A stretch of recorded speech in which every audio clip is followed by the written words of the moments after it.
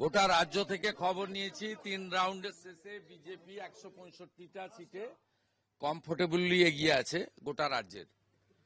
আর নন্দীগ্রামে আমার 3rd রাউন্ডের শেষে আমার লিড আছে 6777, অ্যাপ্রক্স 7000। আর ভবানীপুরে আমার পোস্টাল ব্যালটে নন অফিসিয়াল লিড হয়েছে, আমি বলছি না, ওটা তো ইলেকশন কমিশন প্রপারলি বলবে। ফার্স্ট রাউন্ড ছিল মুসলিম এলাকা 63 নম্বর ওয়ার্ডে, আমার ডেফিসিট হয়েছিল অ্যাপ্রক্স 2000। সেকেন্ড রাউন্ড ছিল হিন্দু এলাকা, আমিও 2000 কাভার করেছি এবং এখন 2200 ভোটে আমি লিড করছি ভবানীপুর অ্যাসেম্বলি থেকে। মমতা ব্যানার্জি পিছিয়ে গেছে। আমার সেকেন্ড রাউন্ডে 4500 মতো লিড হয়েছে, thanks to every Hindu Sanatani those who are cast in favour of me in ward number 63.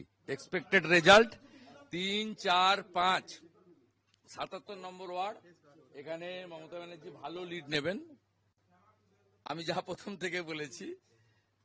7, 8, 9, 10 আমি ওই বড় লিড কভার করব এবং 10 রাউন্ডের পর থেকে আমি এগোতে থাকব এবং expected Mamata Banerjee again defeat in Bhabanipur assembly. Malda মুর্শিদাবাদে মানিককে যেভাবে দেখা যাচ্ছে ভালো লিড করছে, মানে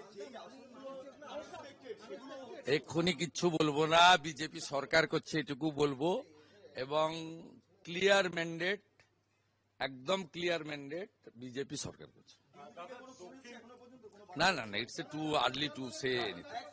দক্ষিণ কলকাতায় আপনিও এগোচ্ছেন, স্বপন দাশগুপ্ত তিনিও অনেকটা লিডে রয়েছে, তৃণমূলের গড়ে কি এবার কার্যত কলকাতাতে শিক্ষিত লোকজন, হিন্দুরা, তারা মমতা ব্যানার্জিকে রিজেক্ট করছে, ইনিশিয়াল ট্রেন্ড তাই বলছে।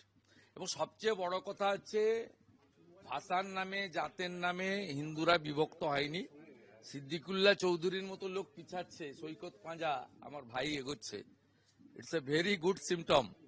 ডায়মন্ড হারবারে দীপক হালদার এগোচ্ছে, ইটস আনএক্সপেক্টেড, মানে যে সিটগুলো, বাকি তো এক্সপেক্টেড। শিবপুরে আমরা এগোচ্ছি, নর্থ হাওড়া এগোচ্ছি, ভেরি গুড ট্রেন্ড। কলকাতাতে বিজেপি ডাব ফোটাতে শুরু করে দিয়েছে, রাসবিহারীতে এগিয়ে রয়েছেন স্বপন দাশগুপ্ত। ভবানীপুর বলছেন না কেন, 2200 ভোটে গিয়ে। এরপরে আমি পেছাবো 77-এ, যেখানে ওদের ভোট অনেক, আমি অনেকটাই পেছাবো, তারপরে আমি মেকআপ করবো।